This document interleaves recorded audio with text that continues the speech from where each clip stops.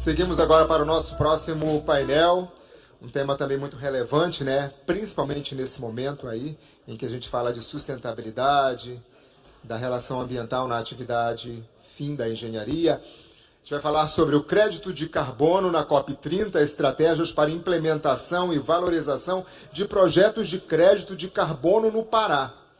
Para falar sobre esse tema, chamamos aqui ao palco os palestrantes, o engenheiro florestal, Derek Martins.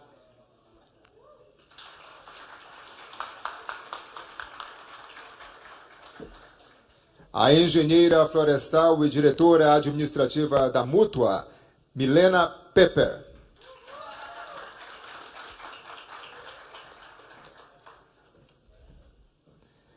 A advogada Juliana Nidauer.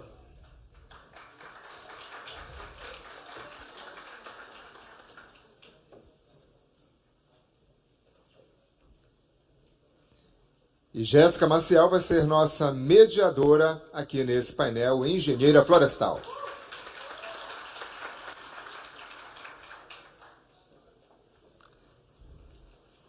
Bom painel a todos. Boa tarde a todos e a todas. Jéssica Maciel, engenheira florestal, como nosso colega João apresentou. Nós vamos agora falar sobre as estratégias para implementação e valorização de projetos de crédito de carbono no Pará. E eu tenho a honra de convidar para ser nossa primeira palestrante, Milena Pepper, que é engenheira florestal pela Universidade Federal Rural da Amazônia, em 2004, mestre em Ciências Florestais, com ênfase em manejo de ecossistemas florestais na mesma instituição. Ela é CEO da empresa de consultoria ambiental Green Forest e da desenvolvedora de projetos de crédito de carbono, Amazon Connection Carbon, e lidera iniciativas voltadas para a conservação ambiental e mitigação dos impactos das mudanças climáticas na região amazônica. Aproveitem.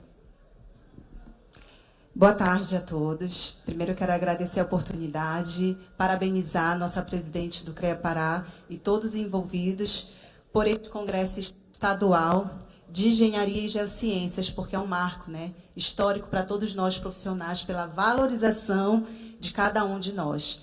Parabéns, viu, Adriana, por essa iniciativa.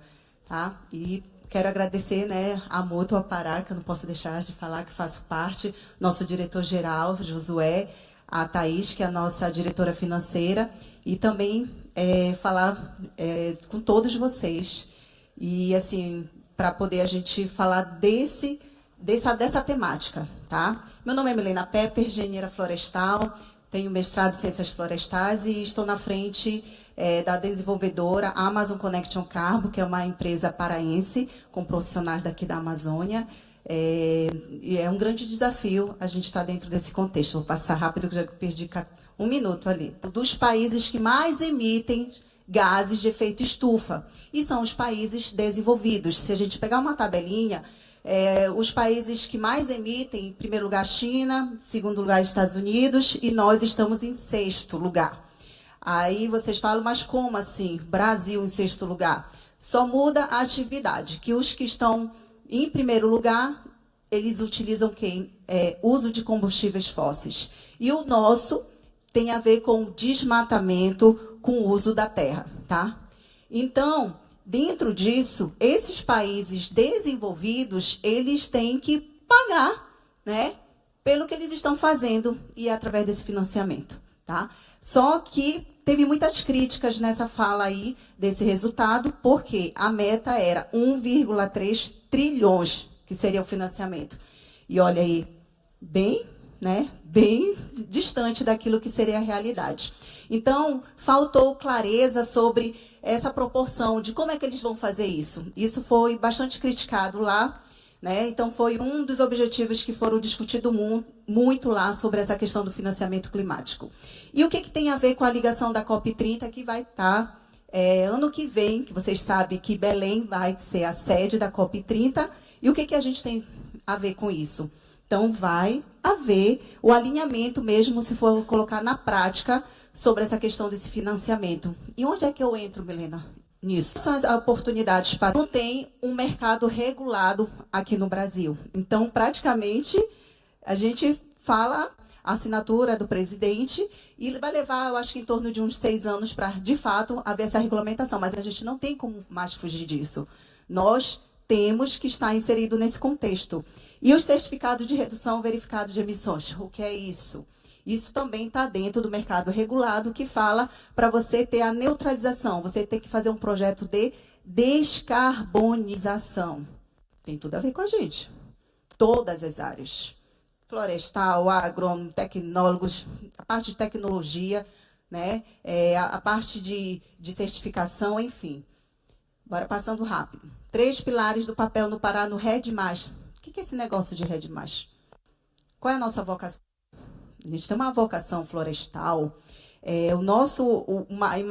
A questão de maior emissão dentro do uso da terra, desmatamento, né? Então, o RED, projeto RED, ele tem a ver com esses projetos referente à conservação da floresta, né? Onde a gente tem que levar em consideração alguns aspectos. Então, esse papel do Pará, inclusive, depois eles podem, né, do que o próprio governo do Estado teve grandes oportunidades, grandes incentivos dentro desses projetos. Parceria governo-empresas, financiamentos especiais, programa de treinamento e capacitação. A gente entra aqui direto. Quais seriam essas estratégias para a valorização desses créditos de carbono? Fazer essa integração com o Sistema Brasileiro de Comércio de Emissões, a questão da infraestrutura local, né? Quando a gente faz um projeto, a gente tem grande dificuldade, porque a gente tem que ver a questão dos riscos. Onde é que estão esses riscos, né, dentro desses projetos? Então, a questão da infraestrutura e vai ser um grande desafio aqui mesmo em Belém. Como é que vai dar tempo da gente apresentar esses projetos? Olha, tem que ter um planejamento estratégico muito bem definidos. Sabemos fazer, nós sabemos calcular, nós trabalhamos com o quê? Né? A gente vai atrás dos resultados. Nos contratos para quê? Para resolver problema. Então, nós temos as soluções, estão na nossa mão. 5 minutos. É 5 minutos que falta? Rápido. Benefícios ambientais ligados à proteção da biodiversidade, estoque de carbono. Olha o que tem a ver. Contribuição para o Acordo de Paris. Atrás, há uns 10 anos atrás, vai fazer 10 anos, ano que vem. Então, é um marco acontecer aqui na Amazônia, né? Por causa desses 10 anos também. Regulação do ciclo hidrológico, tem tudo a ver com a qualidade do solo, as questões ambientais. Bora passar rápido. Sociais, inclusões das comunidades, todo mundo fala de povos tradicionais, comunidades indígenas, ribeirinhas, quilombolas. Então, inclusive nessa PL, houve a inclusão deles, né, dos povos tradicionais, respeito a isso. Então, também nós estamos junto para poder fazer todo esse planejamento. Desafios e soluções. Aqui é gigante esses desafios. Primeiramente, porque a gente tem um desafio regulatório para melhorar, né? A gente não tem uma clareza ainda, a gente está no início, porque a gente sabe que existem 2 mercados, e o Derek vai até daqui a pouco falar mais sobre a questão do artigo 6º, né? Que também nessa discussão dessa COP29 houve a regulamentação desse crédito de carbono, desse mercado de crédito de carbono, onde ficou claro, né? Então, existem esses 2 mercados. Antes não tinha, só falava do mercado voluntário, porque aqui não tinha, mas hoje a gente consegue estar bem esclarecido sobre esses 2 mercados. Então, os desafios dentro da infraestrutura de monitoramento, suporte técnico e sistemas, educação ambiental. Aqui eu vejo vários profissionais da engenharia, da agronomia, geociências, dentro desse contexto aqui, que nós somos parte, né? Assim, nós somos o caminho para dar essas soluções, mas a gente tem que buscar. Se a gente não buscar, se a gente não se atualizar, a gente vai ficar de fora dessas oportunidades, os desafios e soluções. Eu quero estar dentro daqui. Quem é que não quer, né? Um chamado para a liderança técnica, engenheiros. Nós somos agentes de soluções. Todos nós que fazemos parte desse sistema somos agentes de soluções. Então, nós temos uma grande oportunidade, dentro da parte da engenharia, criar tecnologias necessárias para o sucesso do mercado de carbono. Gestores ambientais devem liderar a criação desses sistemas. Bora, está terminando aqui. De Baku a Belém, ligação estratégica. A gente precisa estar enquadrado disso, né? Então, a gente tem que acompanhar. Não sei se vocês têm alguns vídeos, inclusive, mostrando de Baku a Belém. Aí o pessoal já, né? Porque vai dar uma continuidade nessas discussões. A Adriana participou, inclusive, da COP29. E como eles têm discutido essa transição, porque para poder, de fato, aquilo que foi acordado ser o que é implementado na prática. Então, por isso a COP30 ela vai ser tão importante nesse contexto, onde o Pará ele vai vir realmente com uma liderança ao nosso Estado, e nós estamos aqui. E por que a gente está assim, né? Por que a gente vai perder essa oportunidade? COP30, marco de alinhamento, justiça climática, mercados eficientes, implementação na prática. Justiça climática, rapidinho. Países, eu falei, desenvolvidos, países em desenvolvimento. Quem é que vai ter que pagar a conta? Quem é que emite mais? Né? Então, existe essa questão da justiça climática, por isso essa questão do financiamento climático, e isso vem as oportunidades em projetos, onde nós estamos inseridos esses mercados eficientes, da gente fazer parte de metodologias, de padrões, a gente ficar todo mundo alinhado e dar as soluções. 1 minuto, está terminando. O futuro do crédito de carbono é no Pará uma oportunidade única, desafios superáveis, porque nós trabalhamos com essa parte de planejamento, de estratégia, de solução, de monitoramento, tem vários nomes. Agora falaram em ESG, a parte de energia. Olha o tanto de assuntos que vocês têm discutido desde ontem. Então, nós somos o caminho para tudo isso. Benefícios multidimensionais, parte social, parte ambiental, parte econômica. Olha aí, 1 minuto e 8 segundos. Olha, tá vendo? Deu certo. Obrigada, gente. Eu deixei vocês mais na dúvida, né? Mas eu quis dar um despertamento em vocês. Obrigada, Milena, pela pontualidade, trazendo esses apontamentos, essas instruções, a visualização das nossas atribuições, né, frente a esse mercado de meio ambiente e sustentabilidade da FIEPA. Obrigado, Jéssica. Ufa, né? Jéssica, ufa, né? Só fiquei cansado só de ouvir tanta coisa aí que a gente tem para fazer.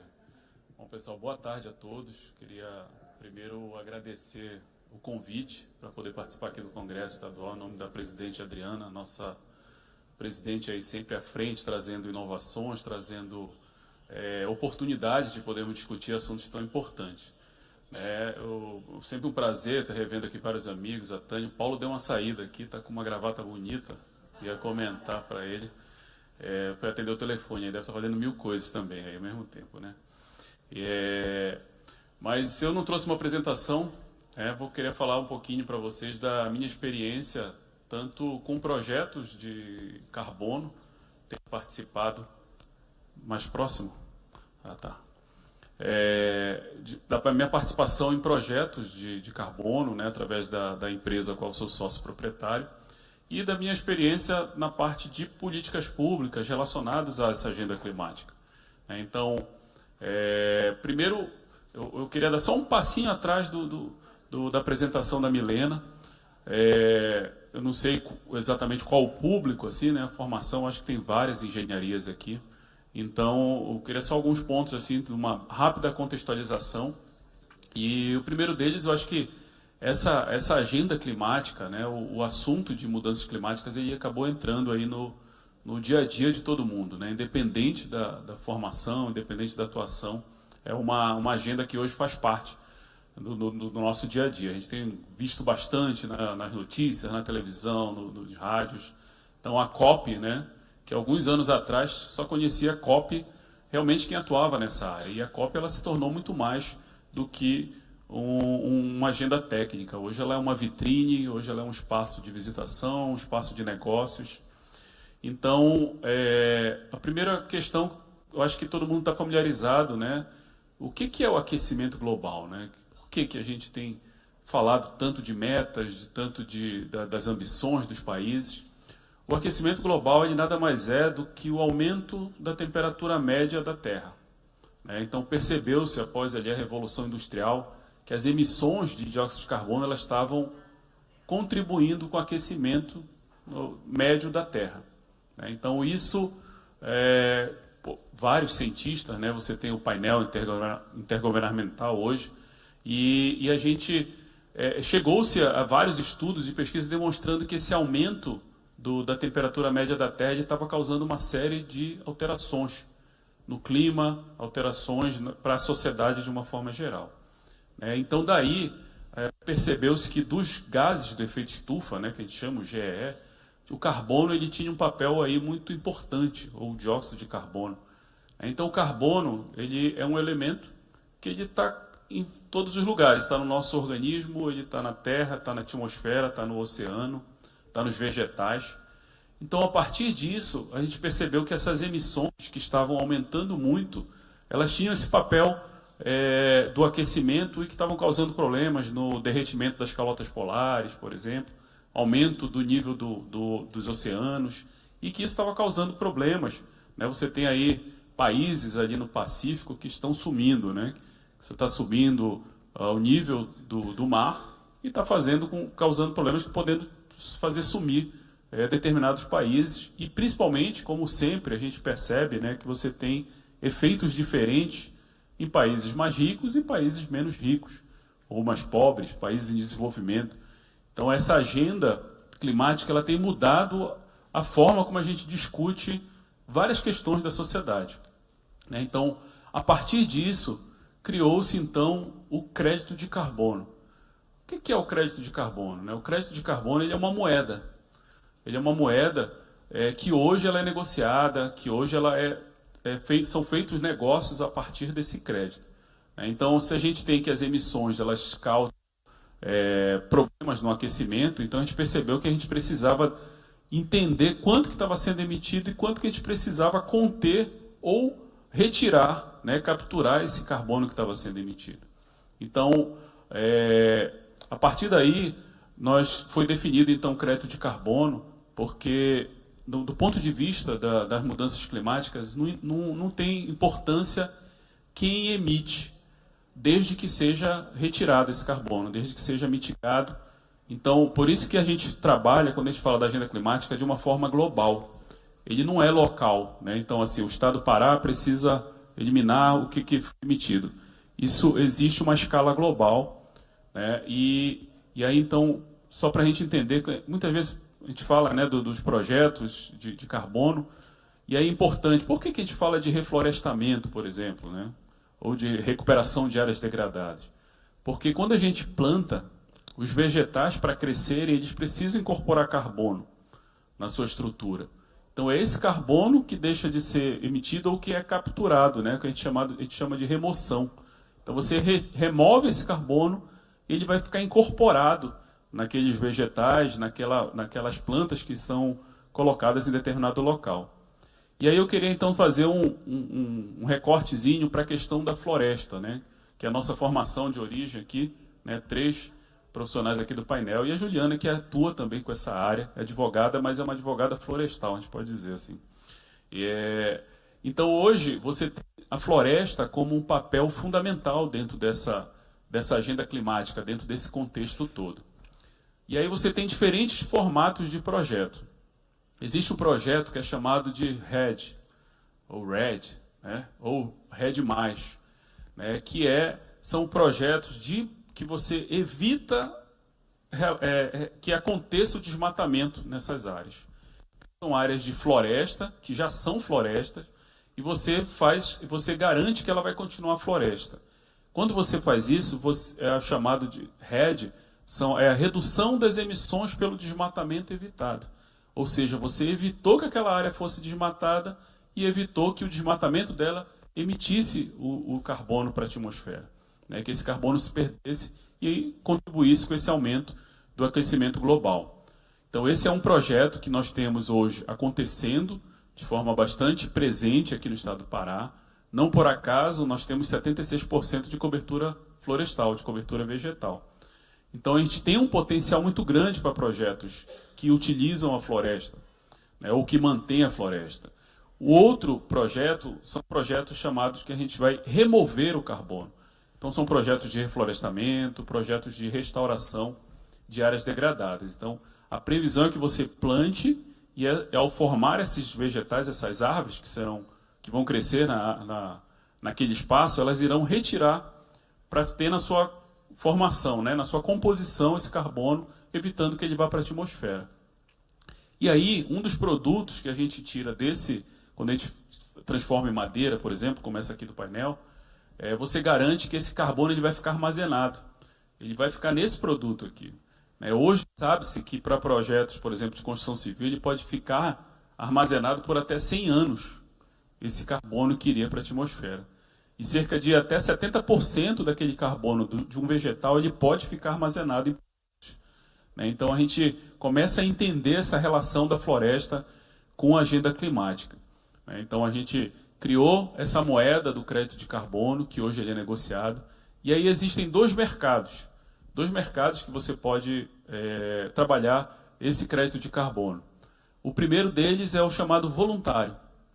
E aí, como o próprio nome diz, ele é um mercado que é feito de forma voluntária, e não é obrigatório. E esse mercado ele acontece hoje. Então, ele acontece negociado em bolsas, e são projetos... Não sei se vocês já perceberam alguma vez que viajaram de avião, por exemplo, a Gol faz isso. Aí, quando você chega, você recebe um e-mail, que ela diz assim, você gostaria de compensar as emissões do voo que você fez? Então, isso quer dizer que a Gol ela participa do mercado voluntário comprando créditos de projetos de carbono para mitigar aquele voo que você realizou. Então, você pode ir lá e pagar por esse crédito de carbono. E assim, vários projetos, várias empresas têm aderido a projetos que visam a utilização de créditos de carbono, principalmente com uma questão de imagem, também mercadológica, porque existe cada vez mais uma procura de consumidores por produtos de baixo carbono. É o que a gente chama de uma economia de baixo carbono. Então, existe hoje um nicho de mercado que tem se estabelecido por conta desses créditos de carbono. Então, é comum quando você viaja fora do Brasil, existem, sei lá, desde produtos de ração animal, de transporte, vários produtos empresas que aderiram a esse mercado e elas compram o crédito como uma forma, então, de neutralizar as emissões que forem emitidas.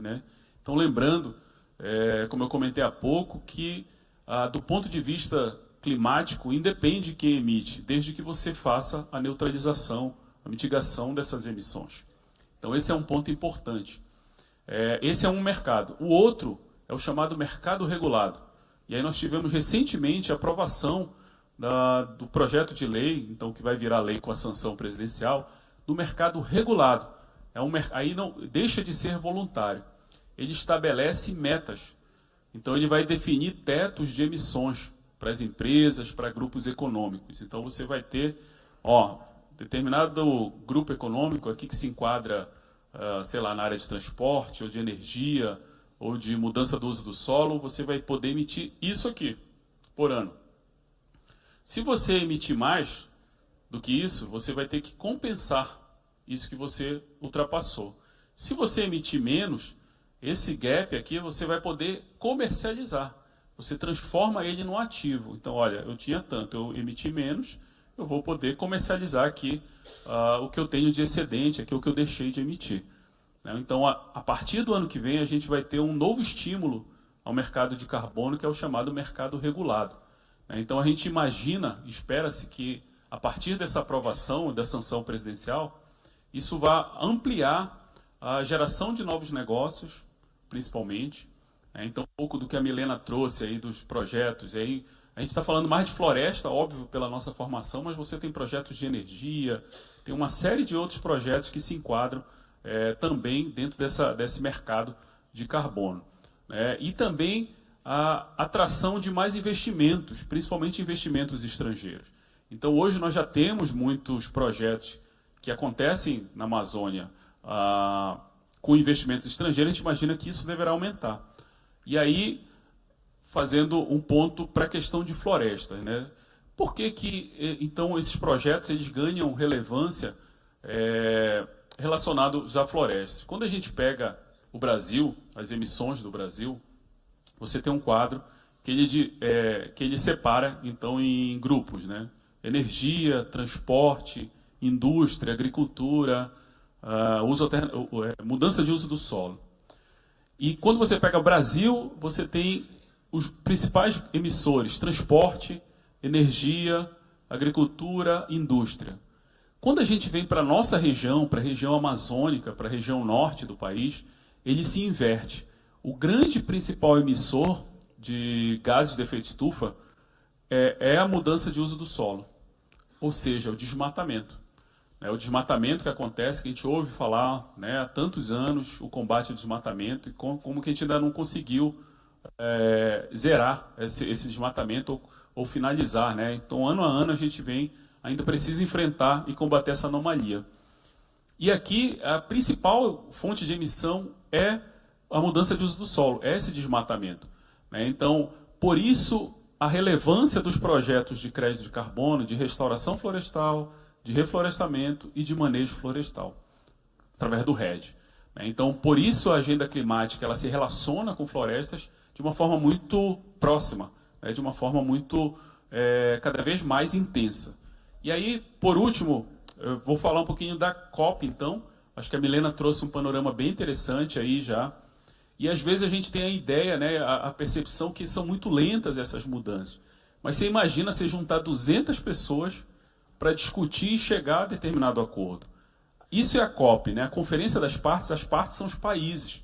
Então, você colocar 200 países ou territórios para discutir e chegar a acordos é demorado. Então, é um processo lento. Então, nós tivemos na COP 28, quando a gente fala de carbono, por exemplo, nós tivemos o Global Stock Take, né, que foi o inventário global das emissões, para saber onde que estava cada um dos países, cada uma das partes nessa corrida, né? Você imagina que é uma corrida ali. Vamos pensar no Protocolo de Paris, que vai fazer 10 anos ano que vem, agora em 2025, e esse talvez seja uma das grandes perspectivas que a gente tem aí para a COP30, né? Por que Belém? A gente completa 10 anos do Protocolo de Paris, que foi um protocolo muito importante na história das COPs, porque ele definiu essas metas. Então, quanto que a gente precisa deixar de emitir para que a gente garanta que a temperatura média global da Terra vai ficar em 1,5 graus, que seria ali o ponto seguro para que a gente conseguisse manter a dinâmica, né, do planeta dentro do que seria seguro para a sociedade. E aí eu já vou concluir aqui, vi que o tempo está finalizando. Então, a gente tem agora, em 2025, a grande oportunidade de participar disso. Será a primeira conferência climática no Brasil, que tem um protagonismo grande. Aí vou deixar para outro dia essa conversa, né? Mas a gente tem da Rio, os eventos que aconteceram no Rio de Janeiro, da Rio +20, tem um protagonismo grande nesse histórico.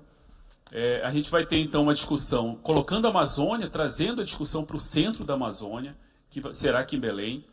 E a expectativa, então, é que toda essa discussão que a gente está fazendo de florestas, de emissões, da importância, a gente traga para o contexto de Amazônia. Então, nós tivemos esse ano, na COP29, a aprovação de alguns artigos do mercado global de carbono, que foi o 6.2 e 6.4, que são importantíssimos para esse mercado. Com a aprovação da lei do mercado regulado, nós teremos um ano de 2025 extremamente propício para o desenvolvimento de projetos de carbono, né, visando, então, geração de novos negócios, mas principalmente, né, no macro, a gente está falando, óbvio, do que tem uma relação direta com a engenharia, mas de forma geral, de contribuir para um planeta mais saudável, para um planeta mais seguro, onde a gente consiga manter a temperatura média global da Terra dentro de um controle, mantendo o funcionamento e diminuindo os impactos, os prejuízos para a agricultura, para a sociedade, para os países de uma forma geral. Então, pessoal, era isso que eu queria trazer um pouco para vocês, um pouco desse histórico da conferência, do crédito de carbono e da relação com as florestas. Queria mais uma vez agradecer a oportunidade e eu fico à disposição aqui para perguntas e a gente poder discutir mais. Muito obrigado.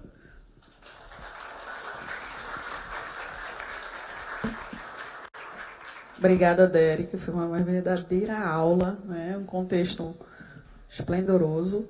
E nós vamos agora falar do viés legal do mercado de carbono, desmistificar o mercado de carbono dentre nós profissionais.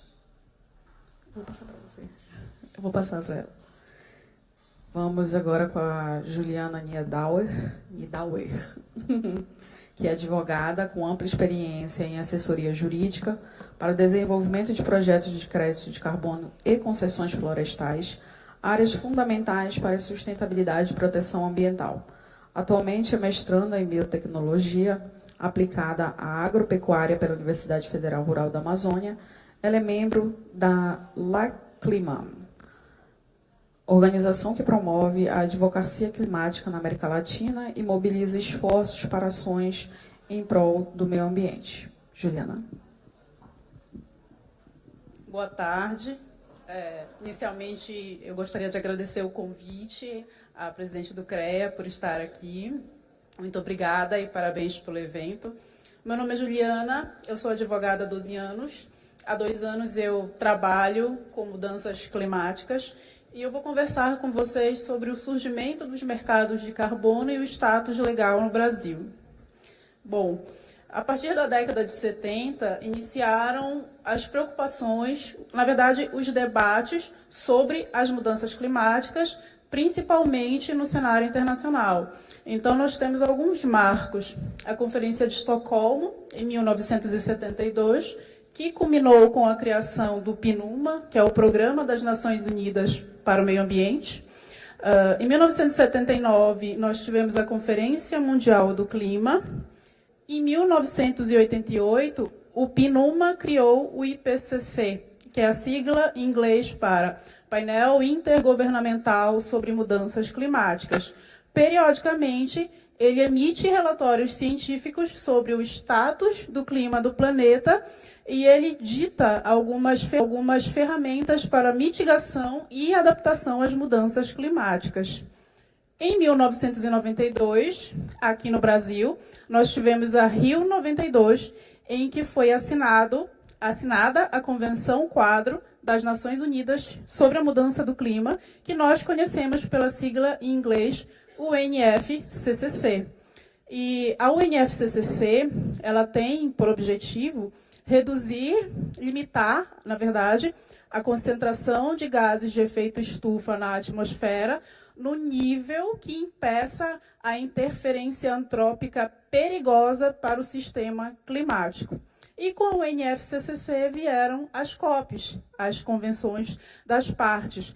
A COP nada mais é do que o órgão supremo de tomada de decisões da UNFCCC, que se reúne anualmente para debater o cumprimento dos acordos climáticos firmados no âmbito da Convenção e para propor medidas de combate às mudanças climáticas, como financiamento climático e transferência de tecnologia de adaptação para países vulneráveis. Das COPs, 2 se destacam. A COP3, que aconteceu no Japão, e a COP21, que aconteceu em Paris, em 2015, em que foi assinado o tratado que está em vigor das metas climáticas atuais dos países. Na COP3 foi assinado o Protocolo de Quioto, e esse protocolo ele determinava metas obrigatórias de redução de emissão para os países desenvolvidos.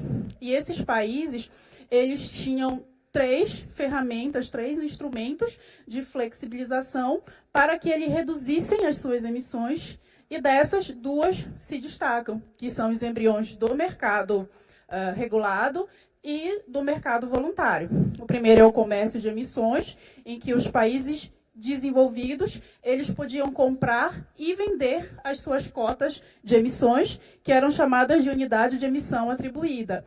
Quem emitia menos do que podia, vendia as suas emissões para aquele país que foi ineficiente no cumprimento de suas reduções, que é o que a gente tem hoje como mercado regulado. O MDL, que é o Mecanismo de Desenvolvimento Limpo, países desenvolvidos investiam em projetos em países em desenvolvimento para gerar os créditos de carbono, que eram chamadas de redução certificada de emissão, ou CES, a sigla em inglês, que é o que a gente tem mais próximo atualmente do mercado voluntário. E esses projetos, eles eram gerados a partir de metodologias aprovadas pela UNFCCC. E é importante ressaltar que o Brasil ele teve uma participação muito expressiva no MDL, foi o 3º país em projetos registrados, o 4º país em quantidade de CES gerados, e ele gerou créditos de carbono compatíveis com a redução de aproximadamente 160 milhões de toneladas de gás carbônico equivalente entre 2005 a 2021. Então, a gente observa que o protocolo de Quioto ele trouxe o embrião dos mercados de carbono. E, paralelamente ao protocolo de Quioto, aos mercados de Quioto, surgiram iniciativas voluntárias de geração de créditos de carbono, como o Derek falou. Essas iniciativas elas eram impulsionadas por pessoas, por países, por instituições não reguladas, mas que tinham interesse em compensar as suas emissões, seja por uma questão de melhoria da imagem institucional, seja pela questão da responsabilidade socioambiental, ou até mesmo pela uma demanda de consumidores que queriam produtos mais carbono neutros. E começaram a surgir os primeiros projetos do mercado voluntário, que eram projetos de reflorestamento, projetos de conservação florestal, de eficiência energética, de melhoria de práticas agrícolas. E esses projetos, eles demandavam regras para implementação e desenvolvimento de créditos de carbono íntegros. E aí começaram a surgir os padrões de certificação internacional que desenvolviam metodologias para gerar cura floresta e outros usos da terra, cura floresta e outros usos da terra, como o Derek falou, que geram os créditos de carbono dos projetos de REDD+. Aqui é o ranking dos principais países geradores de créditos de carbono no mercado voluntário em 2021, e a gente observa que o Brasil ocupa ali a 3ª posição com um volume expressivo de créditos de carbono florestal. Deixa eu ver meu tempo, se eu não vou extrapolar. Aí eu trouxe também outro dado da FGV de 2021, que a gente analisa a geração de créditos de carbono por região. E a gente observa que a nossa região ela tem um volume muito expressivo de projetos de crédito de carbono de setor florestal, sobretudo de REDD. Em relação ao estado do Pará, eu trouxe uma informação para vocês.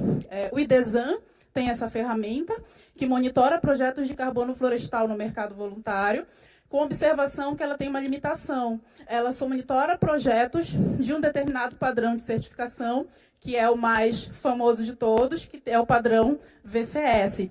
Então, o que a gente observa? Que no estado do Pará, nós temos, só nesse padrão, 31 projetos registrados, quase uma estimativa de geração de mais de 360 milhões de créditos de carbono entre 2020 a 2050. 9 destes projetos efetivamente já geram créditos de carbono, e nós temos 4 projetos cujos proponentes são povos indígenas e populações tradicionais. E a gente está no estado, assim, até selecionei uma pergunta, né? Nós somos o país da COP30, nós estamos no estado que sediará a COP30, e como estamos na parte jurídica sobre os mercados de carbono, sobretudo os voluntários, que enfrentam alguns desafios aqui na nossa região. Então, como o Derek disse, e a Milena também, o nosso Congresso aprovou o projeto de lei 182 de 2024, que cria o Sistema Brasileiro de Comércio de Emissões, o SBCE, que aguarda a sanção presidencial. E esse projeto, ele traz dispositivos tanto do mercado regulado, principalmente do mercado regulado, como dos mercados de crédito de carbono voluntário. No mercado regulado, ele vai funcionar basicamente assim. Aqueles setores mais carbono intensivos, eles vão ter metas de redução de emissões, que elas serão progressivas com o passar do tempo. Então, para cumprir essas metas, eles disporão de 2 ativos: as cotas brasileiras de emissão, que é o ativo que permite emitir 1 tonelada de gases de efeito estufa para a atmosfera, e os certificados de redução verificada de emissão, que, no oposto, é o ativo que representa a remoção ou redução de 1 tonelada de gás de efeito estufa da atmosfera, oriundo de projetos que são pautados por metodologias que serão reconhecidas pelo SBCE. Em relação à oferta voluntária de crédito, o projeto de lei ele tenta resolver um dos pontos de desafio dos projetos de crédito de carbono, sobretudo aqui na nossa região amazônica, aqui no Pará, que é a questão da titularidade dos créditos de carbono dos entes federativos, da União, Estado, Distrito Federal e municípios. Está explícito no texto do projeto quando o crédito é desses entes. Outro ponto é a titularidade de créditos de carbono de povos indígenas, comunidades extrativistas e tradicionais, quilombolas e assentados de programas de reforma agrária, que antes tinha muito na forma de vida daquela população. E aquele projeto ele vai ter que se adaptar, obviamente, à forma de vida daquela população. Então, o texto de lei deixa claro que, quando for um projeto em uma comunidade indígena,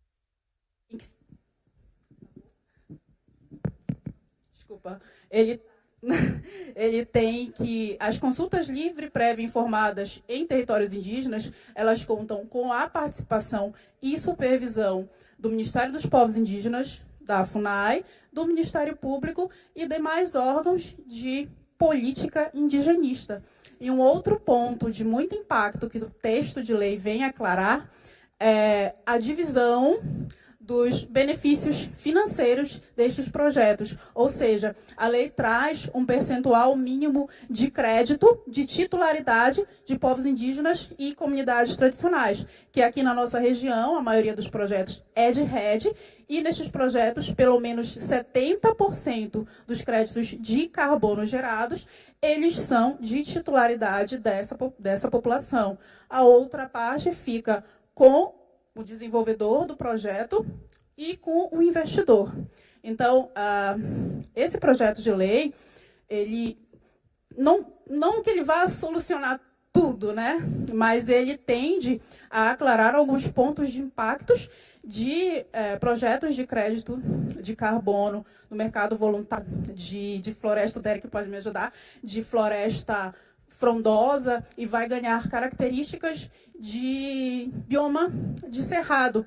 Então, a gente tem a COP30 no meio acadêmico, lá na UFRA. Eu vejo muitos profissionais, lido com muitos profissionais da UFRA, eu vejo muitos profissionais, lido com muitos profissionais de engenharia, que os profissionais, que vocês, engenheiros, têm o conhecimento local e têm completa capacidade de gerar notificação, monitoramento, relato, verificação de projetos de crédito de carbono associado aos saberes tradicionais. Então, esse é o momento de vocês. E aqui eu agradeço e finalizo a minha participação.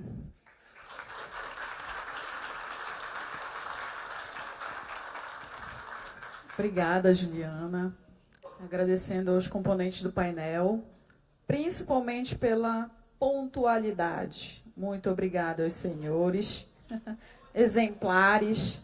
E, gente, nós sabemos da nossa capacidade enquanto engenheiros, geocientistas, na atuação das diversas atividades, sendo a sustentabilidade ambiental através do mercado de carbono uma dessas atividades garantidas à sociedade, solucionadores de problemas, como a Milena destacou, e ouvir o colega Derek também pontuar sobre essa agenda climática que nós estamos envolvidos.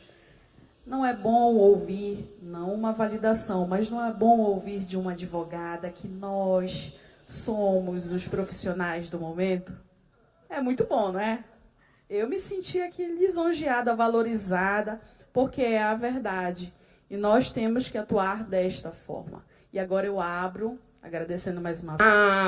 Nas novas oportunidades e utilização de madeiras de uma forma mais viável economicamente, Mas a questão também do crédito de carbono, do RED+, que leva a agregar esse valor financeiro imensurável dos recursos naturais, porque tudo isso, engenharias, tecnologias, avanços de estratégias para a COP como evento, mas pós-COP como vivência, porque a COP ela vai ser um evento que vai traçar estratégias para a pós-COP.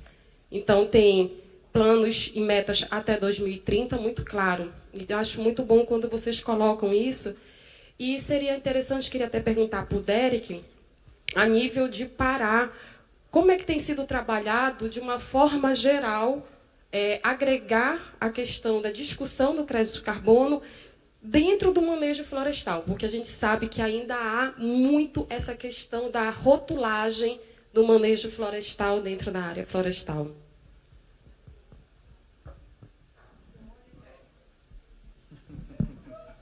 Vou passar para a Tânia. Não, obrigado pela pergunta. Eu acho que você colocou duas questões bem importantes aqui, né? A primeira, que é quando você falou correlacionou com a questão urbana. Então, muitas vezes a gente fala de floresta, a gente pensa na floresta distante, né? E a gente esquece das florestas urbanas, né? Que é o conjunto dessas áreas. E hoje Belém tem uma oportunidade muito interessante. Já até conversei isso com a presidente Adriana, a gente vai colocar isso em pauta no CREA, que é a oportunidade de você ter determinadas áreas na cidade que nós estamos voltando a áreas permeáveis, né? Então, nós temos a Doca, temos a Tamandaré, temos o Parque da Cidade, que eram áreas que estavam impermeabilizadas e que a gente está voltando com a possibilidade de colocar vegetação. Então, isso também precisa de orientação técnica, precisa de pensão, para o CREA estar cada vez mais com projetos de carbono até total. Quando a gente fala do RED+, né, o RED+, o Plus é o manejo florestal. Então, são áreas que eu tive a oportunidade de participar já de 6 projetos de RED, né, através da minha empresa. Nós fizemos os estudos que foram realizados para poder gerar os créditos, né? Então, são vários estudos, você precisa de uma equipe multidisciplinar, a questão social, fauna, flora, linha de base, para que você possa submeter, né, o que a Milena mostrou lá, né, o VCS, lá, que hoje é o mais conhecido, o Verra, para que... Próxima pergunta.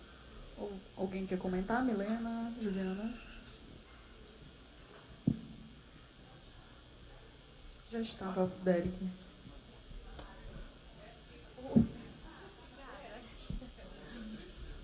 Boa tarde. Agora serão 3.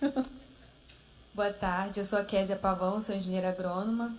E eu gostaria de saber, na visão de vocês, né, como que o campo agora, nesse momento, aproveitando, né, essa pegada do mercado de carbono, do crédito de carbono, como que a gente pode levar essa inovação para o campo e dar uma oportunidade para as pessoas realmente do rural, né, serem protagonistas também nesse mercado?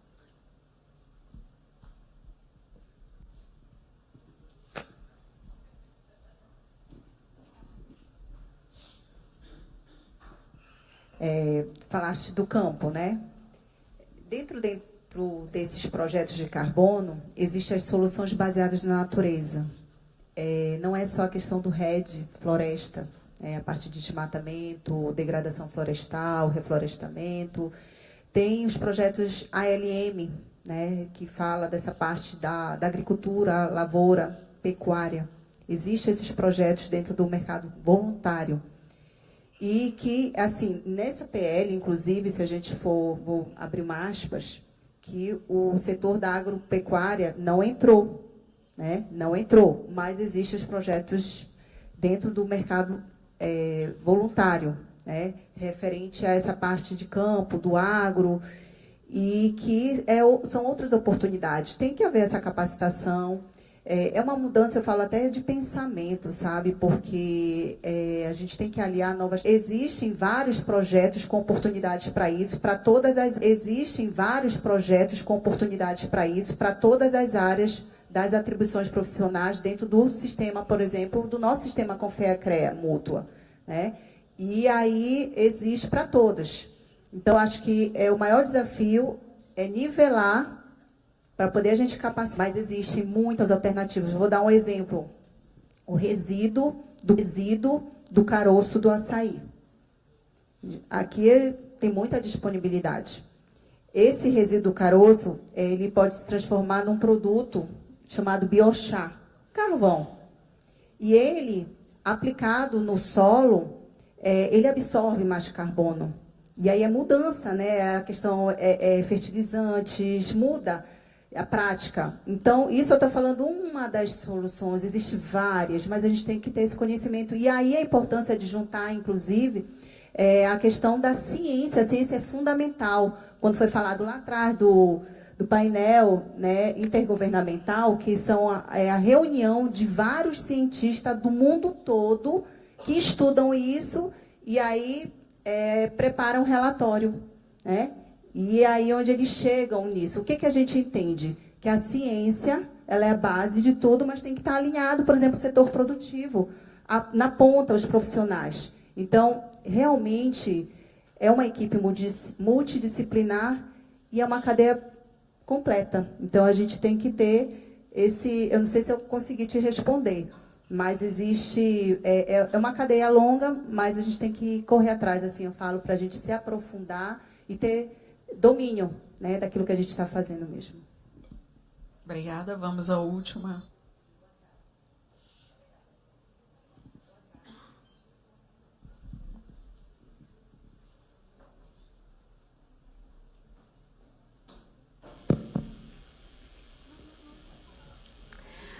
Boa tarde, eu de novo, né?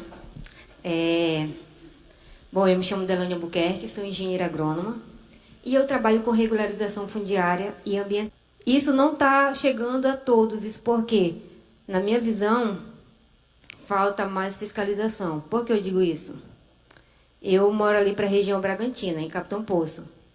A gente manda um CAR para ser analisado e validado, isso porque o município não faz essa validação, e aí passa quase um ano para ser validado. E se o produtor fosse... se esse CAR fosse analisado logo e fosse visto que teria que fazer essa preservação, essa compensação ambiental, ele iria fazer, né?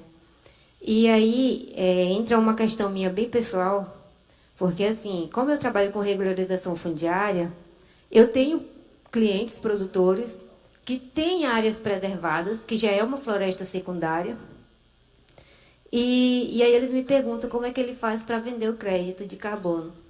Só que eu também não sei. E eu quero saber agora, o produtor rural, que é leigo, que não conhece, quem ele procura para vender esse crédito de carbono? Obrigada.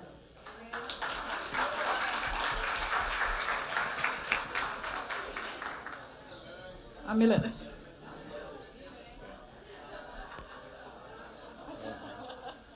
Bom, eu particularmente trabalho com projetos em áreas de floresta, né? Mas como a Milena falou, essa gama ela é mais ampla.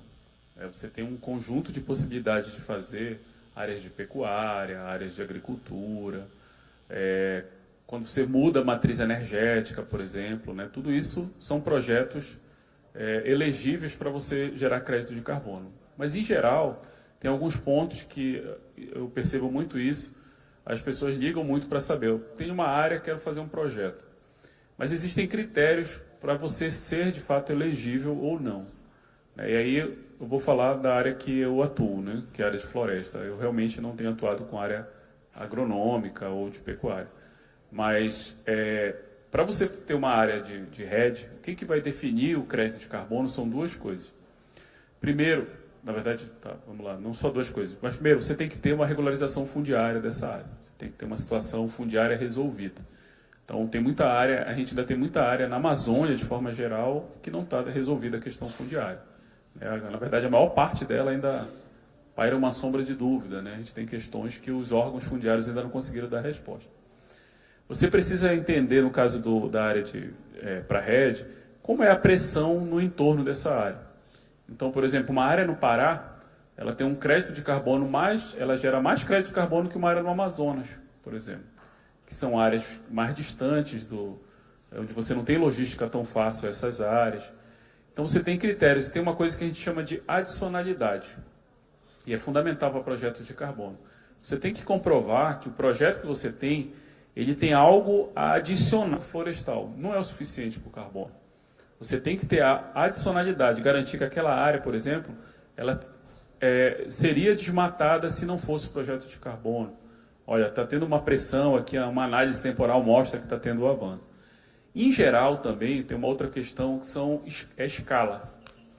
Então, muitas vezes, são áreas pequenas que o investimento, às vezes, não compensa. Então, como eu falei, antigamente se falava do crédito de carbono como algo realmente, vai mudar, é uma mega cena. Não é.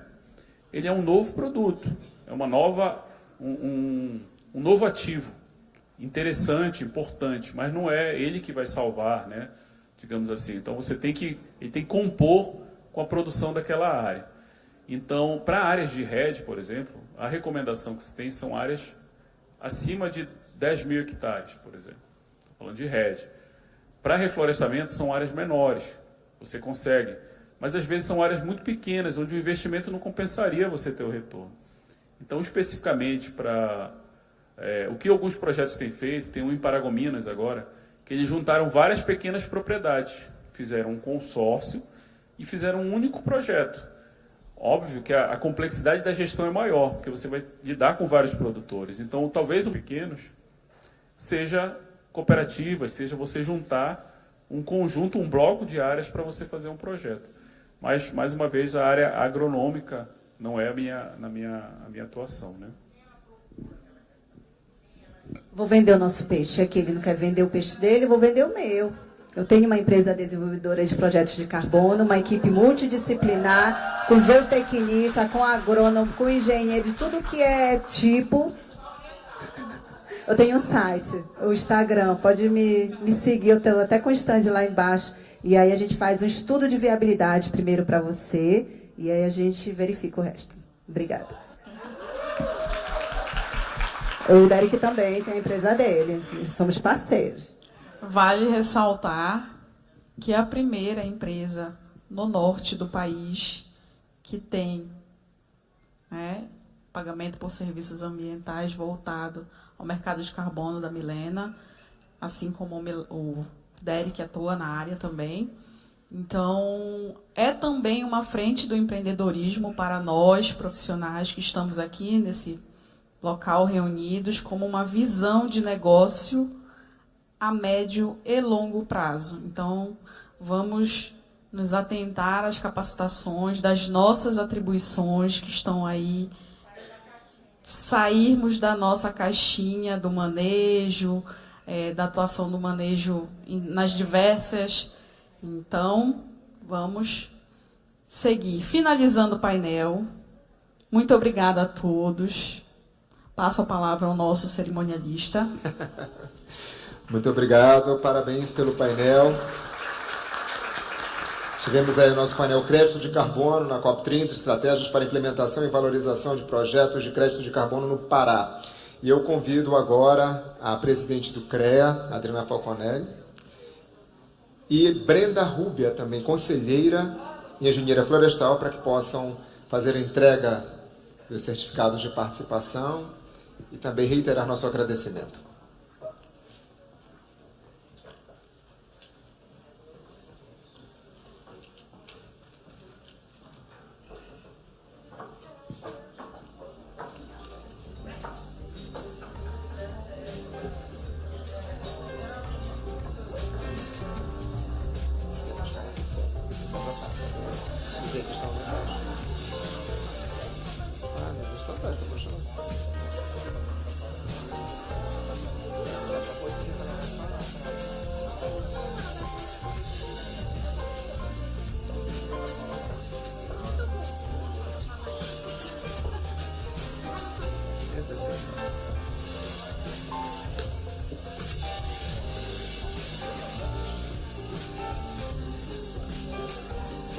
Agradecemos a participação. Vamos fazer nosso registro oficial, então.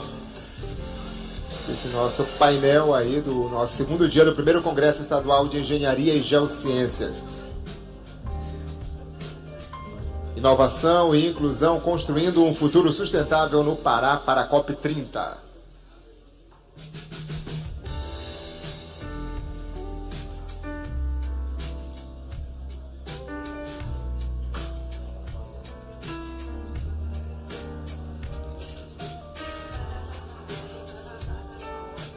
Agradecemos aqui a presença do engenheiro florestal Derek Martins, da engenheira florestal e diretora administrativa da Mútua, Milena Pepper, da advogada Juliana Nidauer e da engenheira florestal Jéssica Maciel, que foi nossa mediadora nesse painel.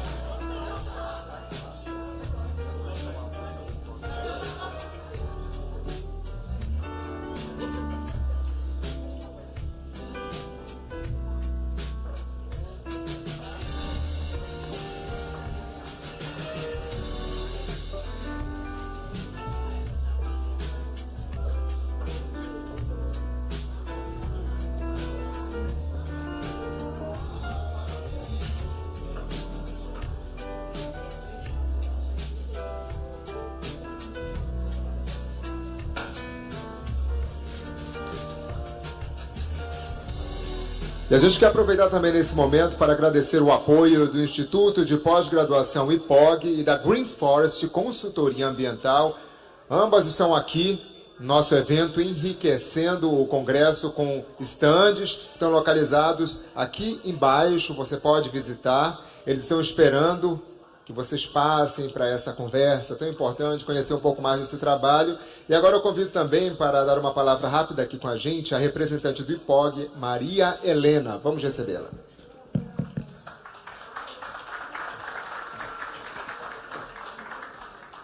Boa tarde, tudo bem com vocês?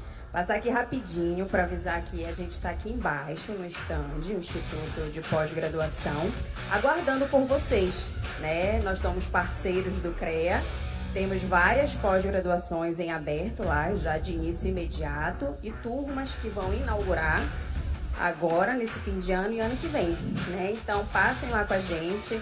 Nós vamos também distribuir QR Code, vocês podem acessar o QR Code e preencher lá para participar do sorteio, tá? A gente está passando aqui. Obrigada pela atenção de vocês. Muito obrigado. Bem, durante esses 2 dias do primeiro Congresso Estadual de Engenharia e Geociências, tivemos a oportunidade de participar de discussões importantes. Em meio a uma programação do nosso encontro, a gente vai ter um momento muito especial, que é uma sessão solene, tá bom? E para fazer parte, quero convidar para vir aqui à frente a presidente do CREA Pará, Adriana Falconeri, os vice-presidentes Tânia e Everton, e os diretores Arthur e Rivetla.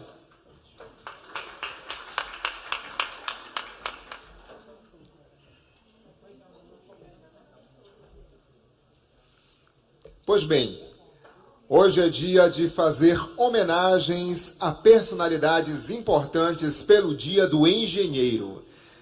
Vamos chamar essas pessoas que foram reconhecidas, que serão reconhecidas nessa noite. Por favor, vocês venham aqui à frente para receber essa homenagem, esse reconhecimento. A primeira pessoa a ser convidada é Rui Cabral, secretário de Obras Públicas, ou representante.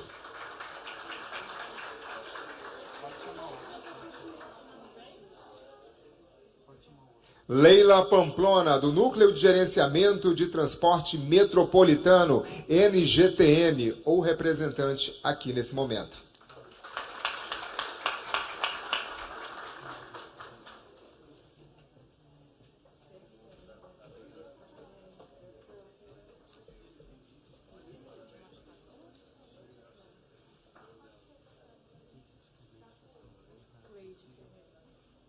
A Leila Pamplona foi representada pelo filho. Temos aqui o certificado que vai ser levado em reconhecimento pelo Dia do Engenheiro e pela trajetória, junto com o nosso troféu como engenheira pela atuação muito importante, reconhecida pelo CREA.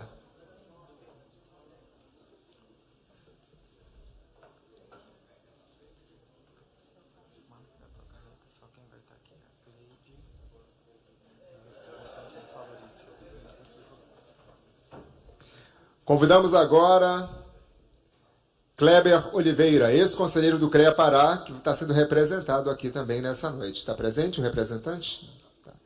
Vai ser entregue posteriormente a homenagem. Convidamos agora o representante da Freire Melo para receber esse reconhecimento. É a mais antiga empresa registrada no CREA Pará. Cleide Ferreira, também da Companhia de Saneamento do Estado do Pará, COSAMPA.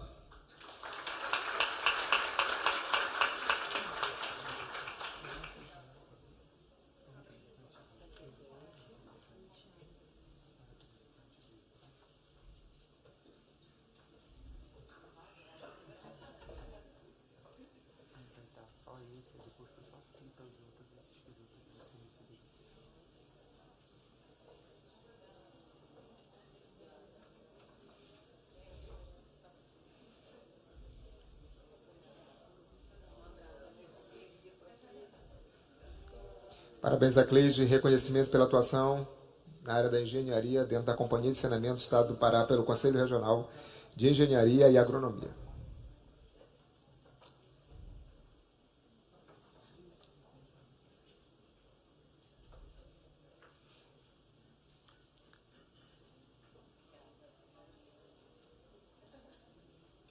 Outro homenageado nesta noite, que vai estar aqui representado por uma pessoa muito especial também, é o Fabrício Costa, gerente regional da Eletronorte. Está sendo representado pelo Tiago, que é um dos nossos conselheiros.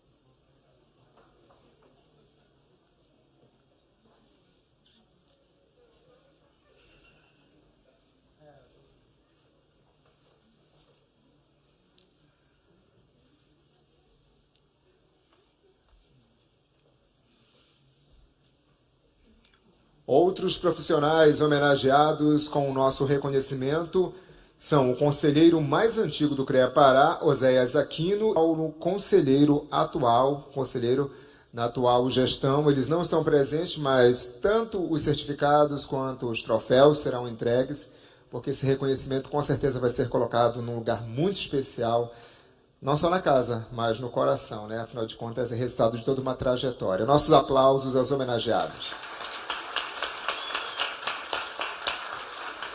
Bem, agora o nosso evento está caminhando, né, para os últimos momentos, só que ainda não acabou. A gente convida todos vocês para juntos nós assistirmos a um show de um paraense que, olha, está na memória de muitos de vocês aqui. Com certeza, todo mundo que passou no vestibular ouviu aquela musiquinha que só tem aqui no Pará, né? Então, vocês estão convidados para um show especial do Pinduca, aqui durante essa outra parte da nossa cerimônia, da nossa programação. Ele espera vocês no nosso espaço cultural. Obrigado a todos. E a segunda edição do Congresso Estadual de Engenharia e Geociência já está sendo pensada para 2025. E quem traz mais algumas informações para a gente, também, né, vai trazer uma última palavra nessa despedida, é a presidente do CREA, Adriana Falconelli.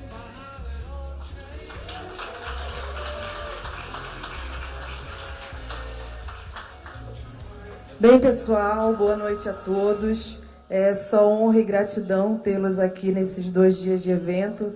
Foi incrível e a gente fica muito orgulhoso de ver a prata da casa, né, explanando, mostrando toda a nossa competência diante do Estado, do Brasil e do mundo. Tivemos palestrantes também de fora do país, de fora do Estado. E nós temos aqui a nossa prata da casa. Parabéns a todos. E que venha o segundo evento, que vai acontecer em 2025. A gente ainda vai ver a data, mas a gente quer dobrar pelo menos a quantidade, né, de pessoas que estão aqui. Eu gostaria de agradecer em nome da equipe. Quero que todo mundo venha para cá. Galera que está com a blusinha. E quem não está também, que estava suja, né, de ontem. Dá um cheiro em cada um aqui para ver. Lavou mesmo, neném? Todos que fizeram esse evento acontecer, todos os funcionários, assessores. Parabéns a todos vocês. Olha, Barbie. Bora, Ellen.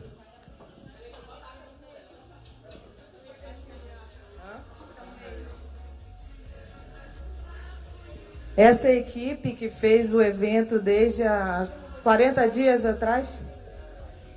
A gente inventou esse evento tem 30 dias. Aí deixei o povo todo doido, mas eles deram conta. A gente teve alguns pontos, né, que a gente vai trabalhar para que melhore ano que vem, mas com certeza foi um evento excelente. Graças a vocês, muito obrigada.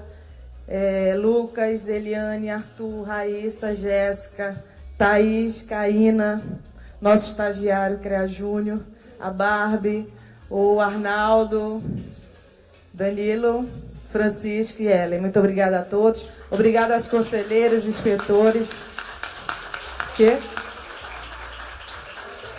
Vem, bonito. Trabalhou demais.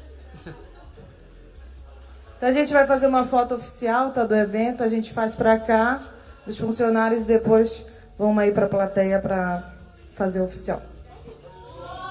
Égua, João. Tu é doido, eles trabalharam demais.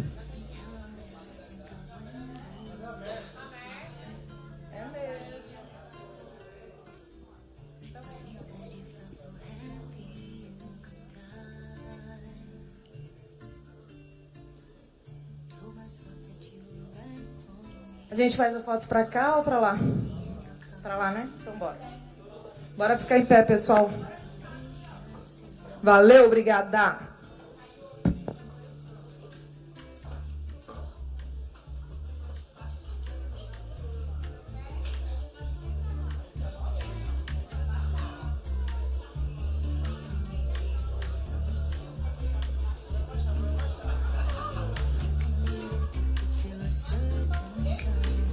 Ha ha ha.